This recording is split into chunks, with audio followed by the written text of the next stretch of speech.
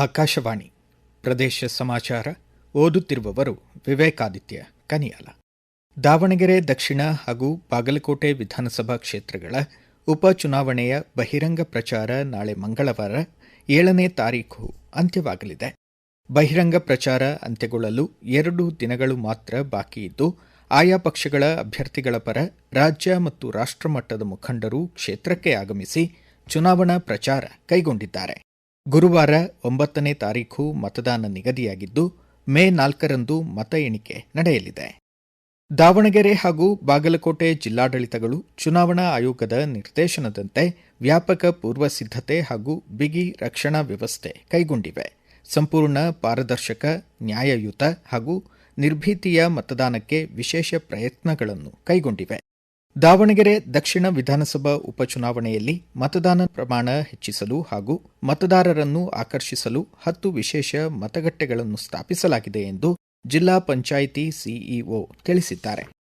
ಪ್ರಧಾನಮಂತ್ರಿ ನರೇಂದ್ರ ಮೋದಿ ಅವರ ಸಮರ್ಥ ನೇತೃತ್ವದಲ್ಲಿ ಭಾರತವು ವಿಕಸನದ ಪಥದಲ್ಲಿ ಮುನ್ನಡೆಯುತ್ತಿದೆ. ಹಳ್ಳಿಗಳ ಅಭಿವೃದ್ಧಿಯೇ ದೇಶದ ಅಭಿವೃದ್ಧಿ ಎಂಬ ಮಂತ್ರದೊಂದಿಗೆ ಕೇಂದ್ರ ಸರ್ಕಾರ ಗ್ರಾಮೀಣ ಭಾಗದ ಸರ್ವತೋಮುಖ ಅಭಿವೃದ್ಧಿಗೆ ಕಟಿಬದ್ಧವಾಗಿದೆ ಎಂದು ಕೇಂದ್ರ ಗ್ರಾಹಕ ವ್ಯವಹಾರಗಳ ಖಾತೆ ಸಚಿವ ಪ್ರಹ್ಲಾದ್ ಜೋಶಿ ತಿಳಿಸಿದ್ದಾರೆ. ಬಾಗಲಕೋಟೆ ವಿಧಾನಸಭಾ ಕ್ಷೇತ್ರದ ಉಪಚುನಾವಣೆಯಲ್ಲಿ ಬಿಜೆಪಿ ಅಭ್ಯರ್ಥಿ ವೀರಣ್ಣ ಚರಂತಿಮಠ್ ಅವರ ಪರವಾಗಿ ಪ್ರಚಾರ ಸಭೆಯಲ್ಲಿ ಪಾಲ್ಗೊಂಡು ಮಾತನಾಡಿದರು. ಮಾಜಿ ಮುಖ್ಯಮಂತ್ರಿಗಳಾದ ಬಿಎಸ್ ಯಡಿಯೂರಪ್ಪ, ಕೇಂದ್ರ ಸಚಿವ ಎಚ್ಡಿ ಕುಮಾರಸ್ವಾಮಿ, ಮಾಜಿ ಮುಖ್ಯಮಂತ್ರಿ ಹಾಗೂ ಸಂಸದ ಜಗದೀಶ್ ಶೆಟ್ಟರ್, ಸಂಸದ ಬಸವರಾಜ ಬೊಮ್ಮಾಯಿ ಸೇರಿದಂತೆ ಗಣ್ಯರು ಇದ್ದರು. ಬೆಂಗಳೂರು ನಗರ ಜಿಲ್ಲೆಯಲ್ಲಿ ಅಡುಗೆ ಅನಿಲ ದಾಸ್ತಾನು ಸಾಕಷ್ಟು ಇದ್ದು, ಯಾವುದೇ ಕೊರತೆ ಇಲ್ಲದಂತೆ ಗ್ರಾಹಕರಿಗೆ ಪೂರೈಸಲಾಗುತ್ತಿದೆ ಎಂದು ಬೆಂಗಳೂರು ನಗರ ಜಿಲ್ಲಾಧಿಕಾರಿ ಜಿ. ಜಗದೀಶ್ ತಿಳಿಸಿದ್ದಾರೆ. ಆಧಾರರಹಿತ ವದಂತಿಗಳು, ಸುವ್ಯವಸ್ಥೆಗೆ ಅಡ್ಡಿಪಡಿಸುವಂತಹ ಹೇಳಿಕೆಗಳಿಗೆ ಸಾರ್ವಜನಿಕರು ಕಿವಿಗೊಡಬಾರದು ಎಂದು ಮನವಿ ಮಾಡಿದ್ದಾರೆ. ಗದಗ್ ನಗರದಲ್ಲಿ ಎಲ್ಪಿಜಿ ಅಡುಗೆ ಅನಿಲ ಸಿಲಿಂಡರ್ಗಳ ಪೂರೈಕೆ ಸಮರ್ಪಕವಾಗಿ ನಡೆಯುತ್ತಿದೆ ಎಂದು ಪ್ರದೇಶ ಸಮಾಚಾರಕ್ಕಾಗಿ ಮಾಹಿತಿ ನೀಡಿದ್ದಾರೆ ನಗರದ ಅಡುಗೆ ಅನಿಲ ಸಿಲಿಂಡರ್ ವಿತರಕರಾದ ಲಾಲ್ ಸಾಬ್. ಈ ಮಧ್ಯಪ್ರದೇಶದೊಳಗೆ ಯುದ್ಧ ಆದ ಅನ್ಸುಟ್ಟು ಜನರು ಬಹಳಷ್ಟು ಭಯಭೀತಗೊಂಡು ಪ್ಯಾನಿಕ್ ಬುಕಿಂಗ್ ಮಾಡ್ತಾ ಇದ್ದಾರೆ. ದಯಮಾಡಿ ಪ್ಯಾನಿಕ್ ಆಗಕ್ ಹೋಗ್ಬೇಡ್ರಿ. ಸಿಲಿಂಡರ್ ಅಭಾವ ಯಾವುದೇ ರೀತಿ ಇಲ್ಲ. ನಮಗೆ ಡೈಲಿ ಒಂದ್ ಗಾಡಿ ಬರ್ತಾ ಇದೆ. ಯಥಾಸ್ಥಿತಿ ನಮಗೆ ಮೊದ್ಲಾಕ್ ಹೆಂಗಿತ್ತು ಅದೇ ರೀತಿ ಯಥಾಸ್ಥಿತಿ ಬರಾಗತೈತಿ. ಸ್ವಲ್ಪ ಜನರು ಪ್ಯಾನಿಕ್ ಆಗಿ ಬುಕಿಂಗ್ ಮಾಡ್ಕೊಂಡಿದ್ದಕ್ಕೆ ಸ್ವಲ್ಪ ಪಾಳೆ ಅದಾವು. ಯಾವುದೇ ರೀತಿ ಸಂಕೋಚ ಪಡ್ಕೋಬೇಡ್ರಿ. ಸಿಲಿಂಡರ್ ಮಾತ್ರ ಕಂಪಲ್ಸರಿ ಬರ್ತಾ ಇದಾವೆ. ಆಮೇಲೆ ತಮ್ಮಲ್ಲಿ ಈ ಮಾಧ್ಯಮದ ಮುಖಾಂತರ ಕೇಳ್ಕೊಳ್ಳೋದು ಏನಂದ್ರೆ, ದಯಮಾಡಿ OTP ನಮ್ಮ ಡೆಲಿವರಿ ಹುಡುಗರು ಬಂದ ತಕ್ಷಣ ಸ್ವಲ್ಪ ಜಲ್ದಿ ಕೊಟ್ರೆ ಸ್ವಲ್ಪ ನಾವು ಜಲ್ದಿ ಹೆಚ್ಚಿಗೆ ಡೆಲಿವರಿ ಮಾಡಲಿಕ್ಕೆ ಅನುಕೂಲ ಆಗುತ್ತೆ. ನಿಮಗೆ ಮುಟ್ಟಿಸಲಿಕ್ಕೆ ಅನುಕೂಲ ಆಗುತ್ತೆ.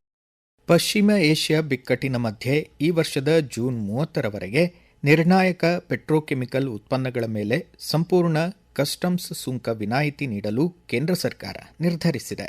ದೇಶೀಯ ಉದ್ಯಮಕ್ಕೆ ನಿರ್ಣಾಯಕ ಪೆಟ್ರೋಕೆಮಿಕಲ್ ಒಳಹರಿವಿನ ನಿರಂತರ ಲಭ್ಯತೆಯನ್ನು ಖಚಿತಪಡಿಸಿಕೊಳ್ಳಲು ಹಾಗೂ ದೇಶದಲ್ಲಿ ಪೂರೈಕೆ ಸ್ಥಿರತೆಯನ್ನು ಕಾಪಾಡುವ ನಿಟ್ಟಿನಲ್ಲಿ ಈ ಕ್ರಮ ತಾತ್ಕಾಲಿಕ ಮತ್ತು ಉದ್ದೇಶಿತ ಪರಿಹಾರವಾಗಿ ಕೈಗೊಳ್ಳಲಾಗಿದೆ.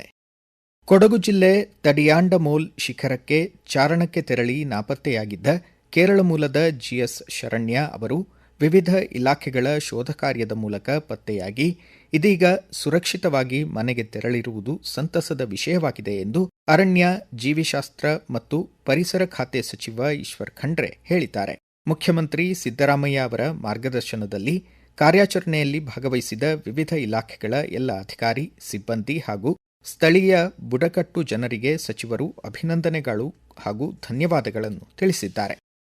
ಉತ್ತರ ಕನ್ನಡ ಜಿಲ್ಲೆಯ ಒಟ್ಟು 5 ತಾಲೂಕುಗಳಲ್ಲಿರುವ ಪ್ರತಿ ಮನೆಗಳಿಗೆ ಆರೋಗ್ಯ ಕಾರ್ಯಕರ್ತರು ತೆರಳಿ ಮಂಗನ ಕಾಯಿಲೆ ಕೆಎಫ್ಟಿ ಮುಂಜಾಗ್ರತೆ ಕುರಿತು ಕರಪತ್ರಗಳನ್ನು ಹಂಚುತ್ತಿದ್ದಾರೆ ಎಂದು ಕೆಎಫ್ಟಿ ವೈದ್ಯಾಧಿಕಾರಿ ಡಾ ಸತೀಶ್ ತಿಳಿಸಿದ್ದಾರೆ. ಭಾರತೀಯ ಜ್ಞಾನ ಪರಂಪರೆ ಕುರಿತಾದ ಜ್ಞಾನವರ್ಧಕ ಪ್ರದರ್ಶನ ರಾಮನಗರ ಜಿಲ್ಲೆ ಕನಕಪುರ ತಾಲೂಕು ಸಂಗಮ ಸಮೀಪದ ಓಂ ಶಾಂತಿಧಾಮ ಗುರುಕುಲದಲ್ಲಿ ಜರುಗಿತು. ಶ್ರೀ ಆರ್ಯಮುನಿ ಸಂಸ್ಥೆಯ ಅಧ್ಯಕ್ಷ ಪ್ರಮೋದ್ ಜಿ ಚಾಲನೆ ನೀಡಿದರು. ಸಾರ್ವಜನಿಕರು ರಸ್ತೆ ಬದಿಗೆ ಕಸ ಎಸೆಯದೆ ನಿಗದಿತ ಸ್ಥಳಗಳಲ್ಲಿ ಮಾತ್ರ ತ್ಯಾಜ್ಯ ವಿಲೇವಾರಿ ಮೂಲಕ ನಗರ ಸ್ವಚ್ಛತೆ ಕಾಪಾಡಲು ಸಹಕರಿಸಬೇಕು ಎಂದು ಬೆಂಗಳೂರು ಕೇಂದ್ರ ನಗರ ಪಾಲಿಕೆ ಆಯುಕ್ತ ರಾಜೇಂದ್ರ ಚೋಳನ್ ಮನವಿ ಮಾಡಿದ್ದಾರೆ. ಇಲ್ಲಿಗೆ ಪ್ರದೇಶ ಸಮಾಚಾರ ಮುಕ್ತಾಯವಾಯಿತು. ನಮ್ಮ ಮುಂದಿನ ರಾಷ್ಟ್ರೀಯ ವಾರ್ತಾ ಪ್ರಸಾರ ಮಧ್ಯಾಹ್ನ 1:10 ನಿಮಿಷಕ್ಕೆ.